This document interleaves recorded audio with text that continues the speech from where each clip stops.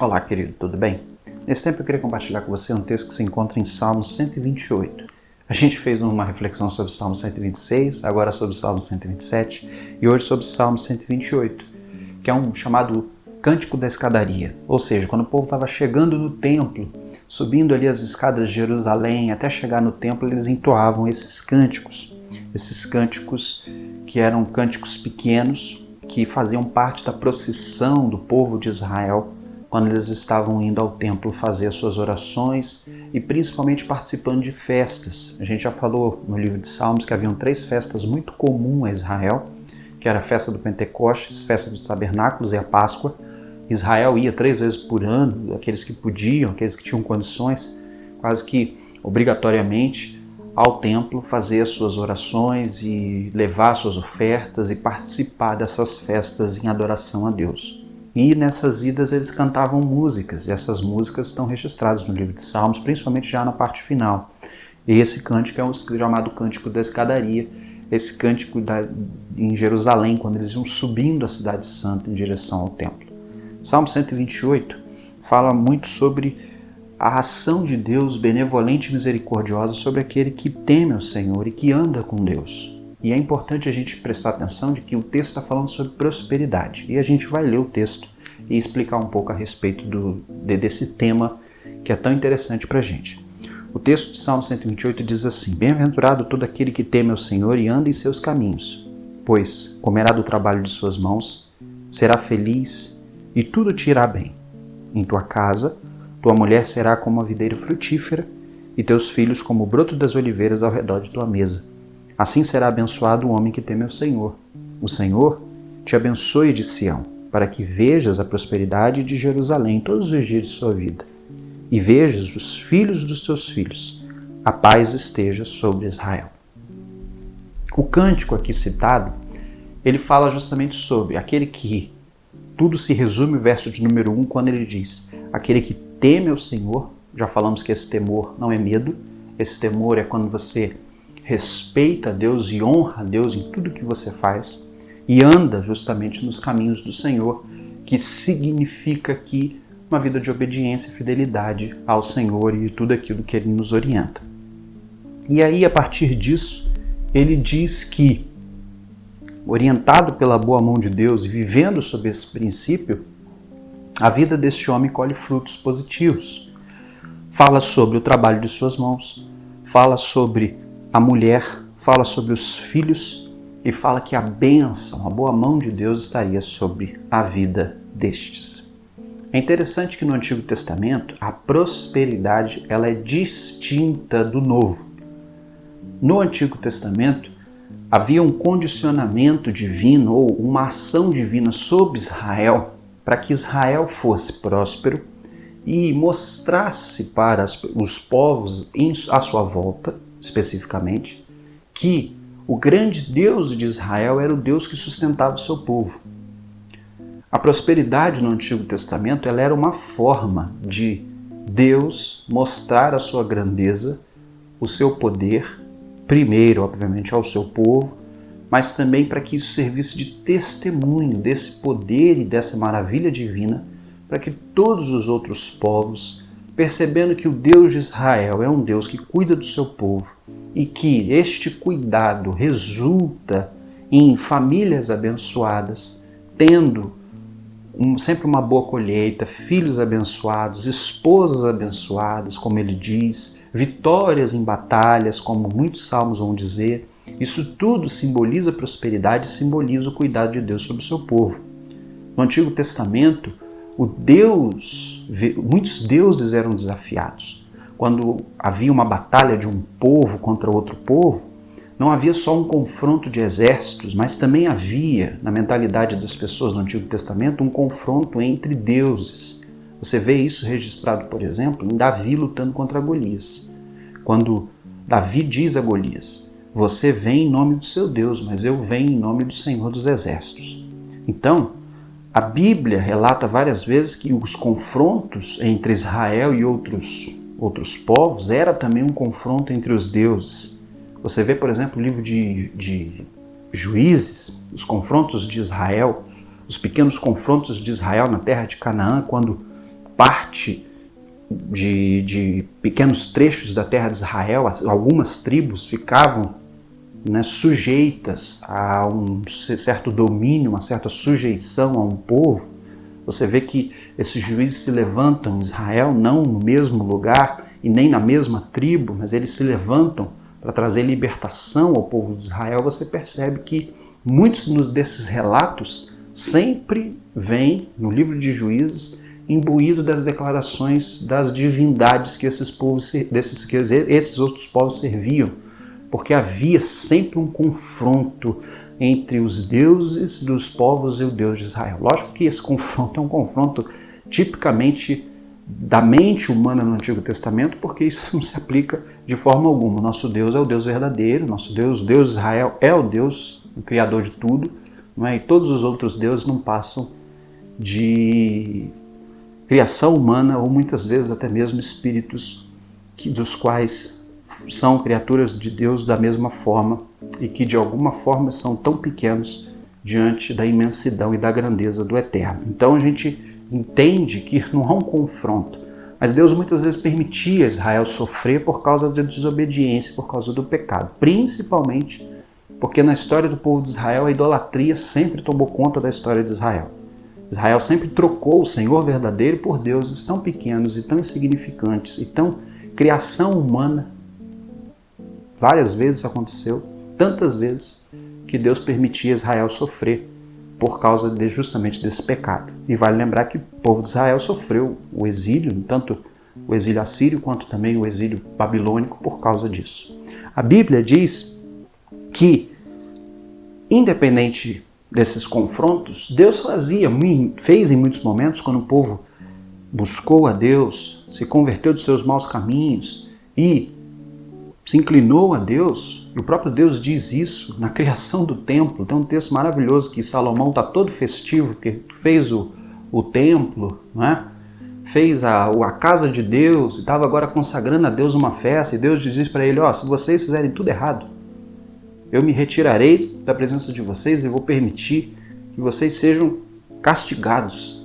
Mas, se o seu povo que se chama pelo meu nome se humilhar, se converter dos seus maus caminhos, né, orar, buscar minha face, então eu perdoarei o pecado de vocês, eu me inclinarei a vocês novamente, eu vou sarar a terra de vocês, ou seja, eu vou fazer com que a terra de vocês volte a ser uma terra abençoada, produtiva e etc. O texto do Antigo Testamento diz que a prosperidade estava diretamente ligada à fidelidade do homem para com Deus. E no Novo Testamento? No Novo Testamento funciona da mesma forma. Interessante a gente pensar o seguinte: hoje em dia nós temos uma teologia da prosperidade, uma tal teologia da prosperidade que ensina o seguinte: sirva a Deus, ofereça a Deus o máximo que você pode e você vai ser retribuído em dobro. Quase como uma barganha. E eu sempre digo que 2 pontos precisam ser avaliados a respeito da doutrina da prosperidade. Primeiro, que, como nós falamos, ponto número 1, é uma barganha com Deus. Você não tem que dar nada para Deus te dar em troca. Ponto número 1, nada que você ofereça para Deus é digno do próprio Deus. Porque o que você oferece para Deus serve para você, não serve para Deus. Deus não tem necessidade de absolutamente nada. Ponto número 2, Deus não é obrigado a te servir e a te dar absolutamente nada, a não ser que Ele queira. Entende? Então, é barganha. Muita gente barganha com Deus. Muita gente fala para Deus nas suas orações: Deus, eu estou indo para a igreja todo domingo, eu estou orando, eu estou dando ofertas generosas, dízimos altos, e o Senhor não está fazendo o que eu quero. Lógico, Deus não é obrigado. Então, a teologia da prosperidade, ponto número 1 é barganha. Ponto número 2, a teologia da prosperidade transforma Deus num garçom. Inverte as coisas. Transforma Deus no servo e o ser humano em Deus. Porque a pessoa ela vai para a igreja falando assim: não, eu vou te dar o que eu tenho, mas o que eu quero tem que ser alcançado. E aí vem frases como: eu não permito, eu não aceito e tudo mais, porque o que eu quero vai acontecer, porque a bênção vai chegar e tudo isso aí. Deus vira um escravo do bel prazer humano. Então a teologia da prosperidade ela está equivocada em todos os pontos. Agora, Deus é um Deus que prospera o ser humano? Sim. Agora, que prosperidade é essa? Pode ser financeira? Pode. Pode ser financeira. Mas existem várias outras formas de prosperidade que muitas vezes nós não nos atentamos, que o texto bíblico, por exemplo, de Salmo 28 diz, e que nós nunca paramos para imaginar que isso é tão importante quanto qualquer coisa. Vou dar um exemplo. Nossa prosperidade, a visão de prosperidade do século XXI, trabalhada em muitas igrejas, é o quê? Dinheiro. O que eu preciso é dinheiro, né? Todo mundo quer ficar rico de forma fácil. Ninguém quer trabalhar de manhã, de tarde, de noite para ficar rico. É mais fácil para a igreja pedir para Deus, né? Não faz sentido algum, porque o texto diz, que Deus está prosperando de um homem que comerá do trabalho de suas mãos. Ou seja, Deus está abençoando, mas existe aqui o serviço humano, o esforço humano, o trabalho humano. Deus não é um Deus que fica dando as coisas de mão beijada, até porque dar as coisas de mão beijada não produz absolutamente nada. Jesus uma vez curou 10 leprosos, só um voltou para agradecer. E essa história serve para mostrar para a gente que até mesmo uma cura divina, ela é totalmente insignificante se a pessoa não compreender o que de fato é importante e o que de fato tem valor, que é Cristo e a salvação e o ingresso do indivíduo para o céu. Mas Deus é um Deus que nos faz prosperar sim, mas não necessariamente em dinheiro. Ele pode prosperar, por exemplo, comerá do teu trabalho das tuas mãos, será feliz e tudo te irá bem. Ou seja, ele pode, por exemplo, nós podemos interpretar o verso de número 2 como um Deus que nos faz prosperar, permitindo com que nada falte à nossa vida ou à vida do fiel. Isso é prosperidade. Prosperidade não significa você encher os celeiros e dizer assim, agora eu tô rico, hein? Não. Prosperidade significa você sempre olhar para o seu celeiro e dizer assim, nunca me faltou. Enquanto que você olha o celeiro de todas as pessoas que estão à sua volta e muitos estão faltando. Muitos têm os seus celeiros vazios. Isso é prosperidade. Também é prosperidade quando a tua mulher ela é como videira frutífera, porque a bênção de Deus no Antigo Testamento para uma mulher, e principalmente na cultura judaica, era que ela fosse mãe de filhos. Uma mulher abençoada ela tinha que ter muitos filhos. E é interessante que as mulheres que são mais importantes no texto bíblico, muitas delas eram estéreis, né? Por exemplo, Sara, Ana, né? Elas todas tinham dificuldade de engravidar. Mas você percebe, por exemplo, o texto dizendo que essa mulher cumpre com um projeto, com a missão dela sobre a família. Ou seja, quando você tem no seu casamento a parceria de uma pessoa que é cúmplice, que é honesta, que é fiel, que é abençoadora a você, e o seu matrimônio é uma bênção, isso é prosperidade. Quando você, por exemplo, o texto diz os teus filhos como brotos de oliveira ao redor da tua mesa. Quando você tem a bênção, por exemplo, de ser pai ou mãe, isso é ser próspero também. Quando os teus filhos correm em volta da mesa, quando os teus filhos estão do seu lado, isso é prosperidade. E quando com os seus filhos e com a sua esposa você sempre tem o que colocar sobre a mesa, isso é prosperidade. Prosperidade não significa riqueza. Prosperidade significa Deus nos sustentando em todos os momentos, dando para nós e até mesmo permitindo que a gente ajude outros. Talvez você tenha vivido isso nesses últimos dias. Uma condição que não é de riqueza, mas que, graças a Ele, você é próspero. Porque você tem para você.